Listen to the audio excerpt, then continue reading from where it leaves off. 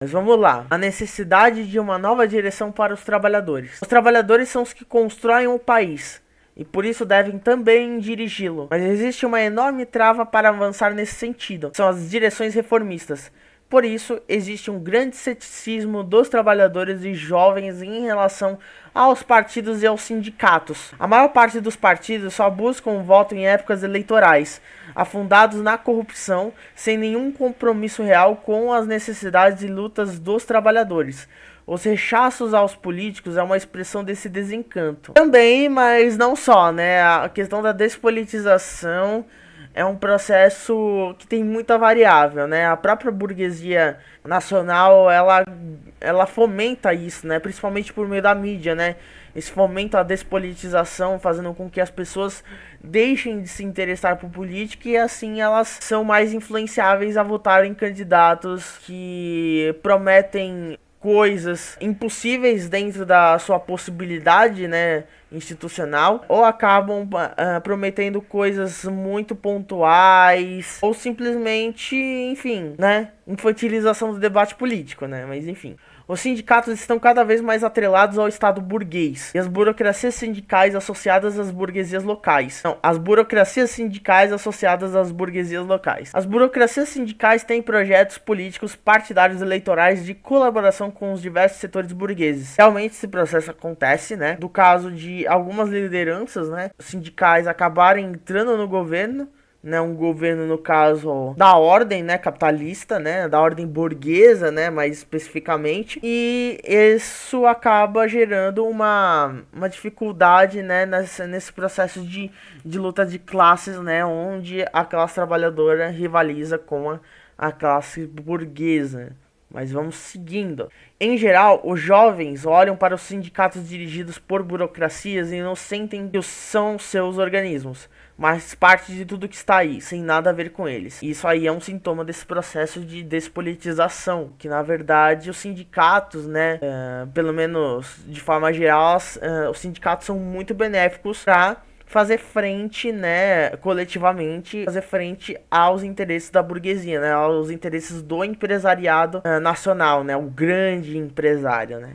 A direção do PT, as burocracias da CUT, da Força Sindical, as correntes reformistas são responsáveis por essa situação. É necessário fazer uma verdadeira revolução política contra essas direções reformistas. É preciso construir uma nova direção para o movimento de massas no Brasil. Nós defendemos que sejam os trabalhadores a dirigir o país. E isso começa pelo local de trabalho, ou seja, pelo controle dos trabalhadores sobre as empresas. Defendemos a auto-organização dos trabalhadores pela base em todos os setores. É aquele slogan, né? A frase de efeito, né? Não é privatizar tudo, né? É estatizar tudo. Estatiza tudo. Estatiza a Claro, estatiza o BTG Pactual, estatiza o Magazine Luiza, estatiza a porra toda. E foda-se.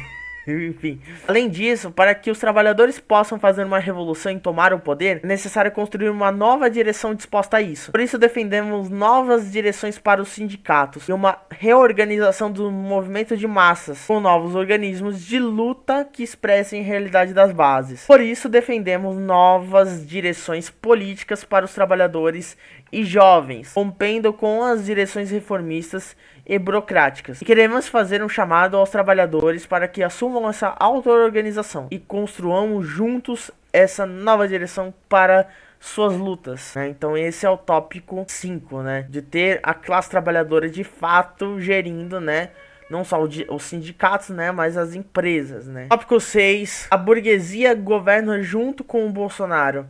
Por que apoiar que continue governando depois do Bolsonaro? É preciso derrubar o Bolsonaro. Para isso, defendemos a unidade na ação direta com todos os setores, inclusive burgueses. Mas outra coisa completamente diferente é aceitar um governo junto com a burguesia, como propõe Lula. Assim, eu acho, eu tendo a não concordar muito com isso não, de fazer uma ação direta com todos os setores, inclusive burgueses, porque olha, aqui é meio social-democracia, né, mas vamos lá, né? A burguesia multinacional e nacional do Brasil só está interessada na manutenção dos seus lucros e privilégios de classe. Por isso vai impor a continuidade e o aprofundamento dos elementos de barbárie já existentes, seja qual for o governo burguês eleito. Vai variar a forma, uma parte das medidas será diferente, mas a superexploração dos trabalhadores, a destruição das forças produtivas, a degradação do meio ambiente e os ataques irão continuar. Por isso, a independência política dos trabalhadores em relação a todos os setores da burguesia é necessária. A construção de frentes com a burguesia e o discurso de que é possível governar para todos só servem para enganar os trabalhadores e manter a dominação burguesa. Somente uma saída socialista e revolucionária pode mudar o país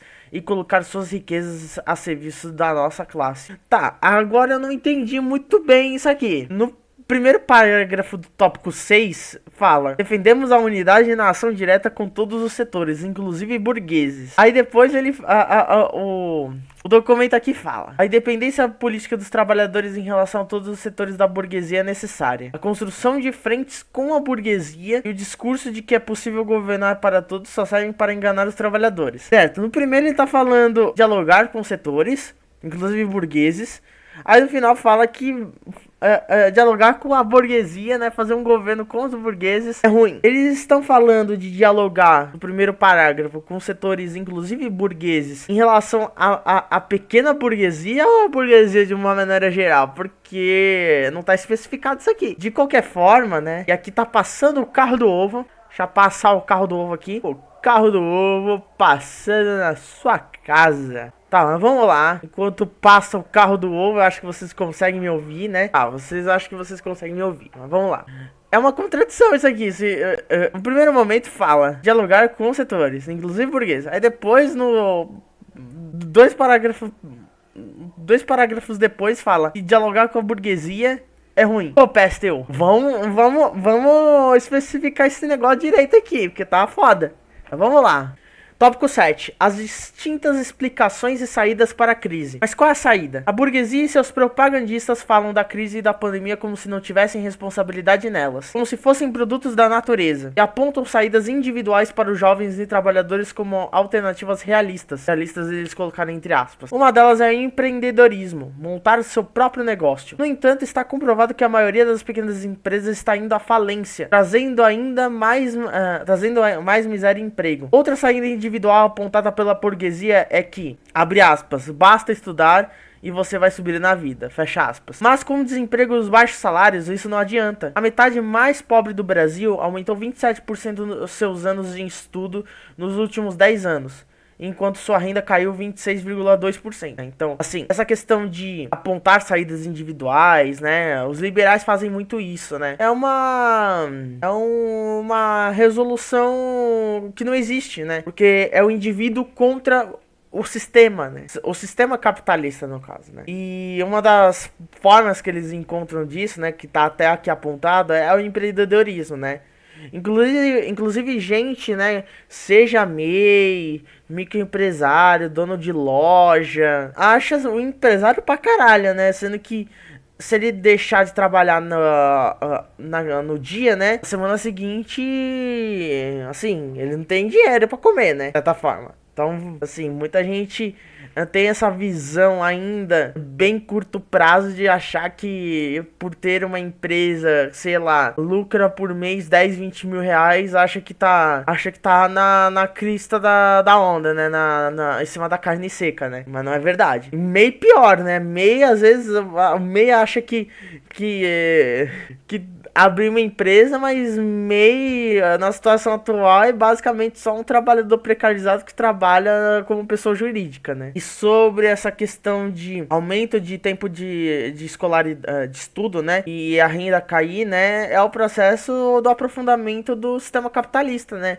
Do avanço da burguesia nacional e internacional para a exploração cada vez mais intensa da classe trabalhadora, né? Vamos voltar aqui. Outra ideologia da burguesia é de vestir a camisa da empresa. Isso só serve para tentar dividir os trabalhadores e evitar a luta coletiva contra os patrões. Não só isso, né? Mas dá um manto de que você, como trabalhador dentro desse sistema, é uma pessoa que tem um valor humano dentro da empresa, o que não é verdade.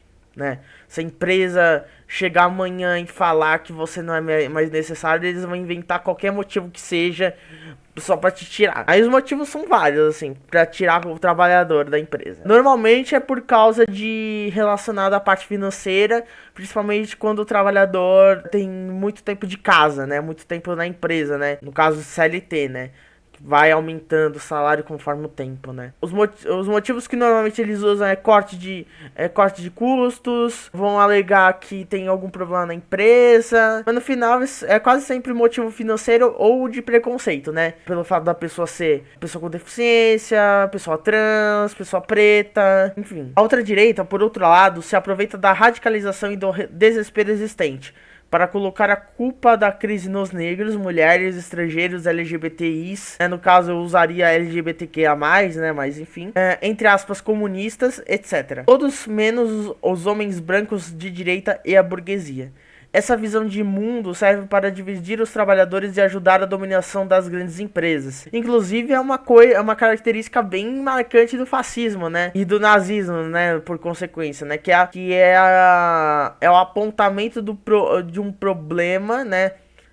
Falar que o problema existe, mas apontar um bode expiatório pro problema. No nazismo usaram os judeus para isso, né? Na ditadura militar de 1964 usaram dos comunistas, né? Enfim, sempre a culpa é dos outros, né? E com o Bolsonaro não é diferente. Ele sempre tá culpando os outros pela, entre muitas aspas, incompetência do governo dele, né? Que a gente sabe que não é incompetência, mas sim ele fazendo a função, né, como um agente da burguesia, né, assim como foi Temer, né, mas Temer foi muito mais eficaz nesse sentido, né, mas o Bolsonaro foi um elemento da burguesia para a intensificação da exploração dos trabalhadores. Mas vamos lá. Não se pode subestimar a ideologia da ultradireita porque muitas vezes convence e divide os trabalhadores. Por vezes é mais fácil aceitar que os inimigos são os outros, trabalhadores oprimidos, e que ter uma consciência coletiva de luta do conjunto dos trabalhadores contra a burguesia. Já os reformistas, como a direção do PT e do PSOL, abraço Juliano Medeiros, beijo. Juliano Medeiros, foda, tomou um pau do Galo meses atrás no Twitter e eu acho pouco ainda. Mas vamos lá. Já os reformistas, como a direção do PT e do PSOL, falam contra o neoliberalismo e o fascismo como responsáveis pela situação. Segundo eles, basta eleger Lula e tudo mudará, pois vão humanizar o capitalismo. Querem se eleger em aliança mais uma vez com os setores da grande burguesia. O PT, como bandeira central, uma nova Bolsa Família, sem mudar nada na estrutura capitalista, e estímulos econômicos com gastos e financiamentos desde o Estado, no estilo keynesiano, para reativar a economia. Assim, gastos e financiamentos, né, fomento ao consumo, não é ruim. O problema é que não deve só fazer isso, né? Porque o consumo tem que andar junto com a industrialização do país, né? Senão não adianta, né? Como aconteceu com o governo Lula e Dilma, né? Enfim, os 13 anos de governos petistas no Brasil já mostraram que governos junto com a burguesia levam apenas à manutenção da exploração e da opressão sobre a classe trabalhadora e setores mais desprotegidos da população. Isso está sendo esquecido nos dias de hoje, exatamente pela tragédia brutal do governo Bolsonaro. Lula defende a mesma estratégia de antes, mas mesmo com estímulos e financiamentos desde o Estado, dessa vez não terá a vantagem do crescimento econômico de 2003 e 2007, em seus primeiros anos de governo. A crise econômica mundial não permite um maior crescimento pela via capitalista. Ao contrário, a grande burguesia multinacional exige, e Lula aceita, a continuidade dos planos neoliberais de ataques aos trabalhadores. Por isso, Lula propôs alianças com figuras da burguesia, como Luísa Trajano, uma das bilionárias brasileiras, dona do Magazine Luiza, que superexplora seus trabalhadores, tendo muitos processos trabalhistas por trabalho ultra precarizado. Mas Lula acabou fechando com Alckmin como vice-presidente, o mesmo que reprimiu professores, estudantes e os movimentos por moradia nos estados de São Paulo, quando foi governador. Não por acaso, Lula não defende sequer a revogação das reformas trabalhistas e previdenciárias de Temer e Bolsonaro. Só analisando aqui bem brevemente esse parágrafo, assim, essa questão do Lula querer fazer a mesma coisa, realmente não vai acontecer o que a galera tá achando que vai acontecer, que vai ter um bom crescimento não só do PIB, né, mas a qualidade da vida da população brasileira não vai ser a mesma coisa como estão pensando no Lula 1 e Lula 2, né? Porque o que fez com que o Lula, né, uma das principais coisas que Lula se beneficiou daquele período foi o boom de commodities muito impulsionado principalmente pela ascensão da China. Né? Tanto que no governo Dilma teve uma desaceleração, né, dessa demanda, né, chinesa por commodity, né, o que acabou fazendo com que gerasse uma não um PIB muito baixo, mas teve uma desaceleração do PIB no Brasil, né? Então assim, fora que junto disso, né, esse grande problema, né, de que o PIB no Brasil não vai aumentar porque não tem mais boom de commodity. A China já não precisa tanto disso. Agora ainda tem essa questão de, assim, de diálogo cada vez mais intenso, mais do que naquela época, inclusive, com a burguesia nacional. Sim, um dos exemplos está aqui, Luiz Trajano. Um dos exemplos está aqui, Alckmin como vice-presidente, né? Porque ele é a garantia de que o Lula não vai avançar além da linha do que a burguesia quer. E sobre a questão da revogação das reformas trabalhista da Previdência, bem como o teto de gastos, né, que a gente sempre tem que lembrar do teto de gastos, né, que congela as contas, o aumento de contas públicas no país em 20 anos, né, começou acho que em 2017, se não me falha a memória. O Lula, às vezes, ele fala que vai revogar, mas a gente sabe como é a retórica do Lula, né, a gente sabe que o Lula costuma jogar pra galera. Né? Então, por exemplo, na prática, enquanto para a classe trabalhadora ele fala às vezes que vai revogar, para os setores tanto do centrão quanto da burguesia nacional, ele fala que não vai revogar nada. Aí uma hora ele fala que vai revogar, outra hora ele fala que não vai revogar, aí depois ele fala que vai revogar de novo, aí depois ele fala que não vai revogar, ele vai mexer em algumas coisas dessas reformas feitas. Enfim, dentro do que a gente já sabe do histórico do Lula, junto com a retórica que ele faz hoje, a gente tem basicamente certeza de que Lula não vai mexer nas contra-reformas de Temer e Bolsonaro. Muita gente tá idealizando o Lula como salvador da pátria, o que é um erro monumental. Mas vamos continuando aqui. As propostas da burguesia e do reformismo são bem diferentes, mas tem uma coisa em comum: não questionam os limites do sistema. Propõem saídas individuais para os trabalhadores, seja abrir uma empresa, estudar mais, ou votar em seus candidatos, ou ainda jogar um setor de trabalhadores contra os outros. Propõem qualquer coisa, menos acabar com a exploração e a opressão capitalista que enriquecem alguns poucos a custas das privações, misérias e violência impostas à ampla maioria da população. Todas as alternativas burguesas, mesmo quando disfarçadas pelo discurso reformista de cidadania, representatividade, empoderamento, socialismo do século XXI, etc., estão contra se apoiar na luta direta coletiva dos trabalhadores contra a burguesia. Então, assim, nesse ponto, o PSTU tá muito certo, né? Realmente é bem complicado a situação que a gente vive, né? Muito esse culto à figura do Lula, mesmo institucional, mesmo dentro da democracia burguesa, a gente é bem problemático porque o próprio PT, né, o próprio Lula não tá fomentando com tanta intensidade uma liderança depois do Lula, né? Porque o Lula não vai ficar vivo para sempre, né? O que acontece depois do Lula, né? O que acontece? Vai vir quem? O PT vai perder muito capital político. O próprio Haddad, ele só conseguiu bater de frente com o Bolsonaro por causa do Lula, né? Em 2018, né? Então, assim, a gente tem que tomar muito cuidado, mesmo dentro da democracia liberal burguesa, sobre essa questão do Lula, de estarem focando só no Lula e não estarem fomentando uma liderança, mesmo para padrões do PT, assim.